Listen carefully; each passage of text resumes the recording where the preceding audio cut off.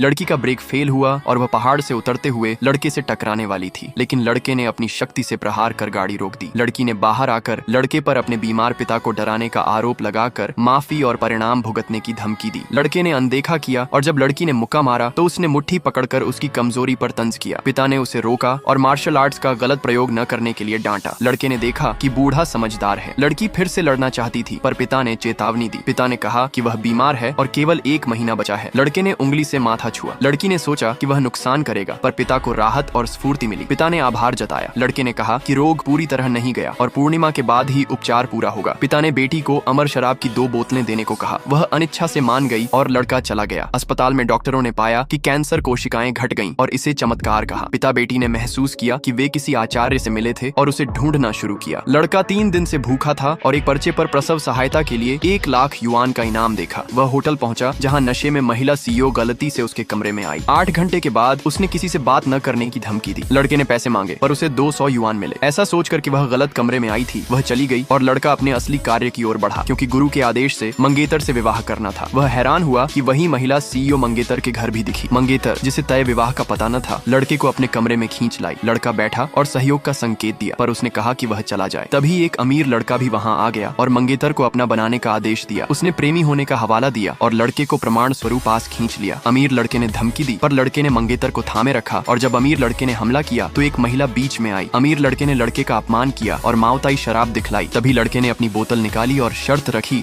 कि जिसकी शराब खराब निकलेगी उसका मालिक रेंग कर बाहर जाएगा। अमीर लड़के की शराब तगड़ी लगी पर अमर शराब की सुगंध ने पिता को तरोताजा कर दिया। अमीर लड़के ने अनुबंध रद्द करने और कंपनी बर्बाद करने की धमकी दी। पिता बेटी घबरा गए पर लड़के ने कहा कि एक कॉल से झेंग परिवार का समर्थन मिल सकता है। उन्होंने न माना और मंगेतर ने उसे पैसे देकर भगा दिया। पिता ने बताया कि लड़का उसका मंगेतर है जिसे गुरु ने तय किया था और उन्हें एक कमरे में रखा गया। उसने लड़के को फर्श पर सुला दिया। रात में पिता दूध लेकर आए तो लड़की घबराई और लड़के के बिस्तर में छिप गई, जिससे पिता लौट गए। हस्ताक्षर समारोह में लड़के ने चिंता देखी और झेंग कुलपति को फोन किया, जिसने अनुबंध और 10 अरब भेजे और बेटी से लड़के को जीतने का आग्रह किया। अमीर लड़के ने कहा कि अनुबंध तभी आगे बढ़ेगा जब मंगेतर उससे विवाह करेगी। पिता घुटनों पर बैठा पर लड़के ने उसे उठाकर अनुबंध सुरक्षित बताया। अमीर लड़के ने लड़के का मजाक उड़ाया और उसे किसान कहा, लेकिन लड़के ने 2 उंगलियों से झटका देकर उसे धराशायी कर दिया। झेंग का महाप्रबंधक आया और उसने लड़के का सम्मान किया, बताकर कि वह उपकारी की रक्षा कर रहा था। अमीर लड़के ने लड़के की ग्रामीण पृष्ठभूमि के दस्तावेज दिखाए और धोखे का आरोप लगाया। महाप्रबंधक ने दंड पर विचार किया पर लड़के ने चेतावनी दी कि झेंग की बेटी भी झुकेगी। तभी झेंग की बेटी अनुबंध लेकर आ गई। स्वामी खुश हुआ पर लड़का शांत रहा और बोला कि वह स्वयं पर भरोसा करता है। महाप्रबंधक ने हिंसा का आदेश दिया पर तभी अमीर लड़की ने आकर उसे फटकारा कि उसने पिता के रक्षक को हानि पहुंचाने की हिम्मत कैसे की। सब लोग सन्न रह गए।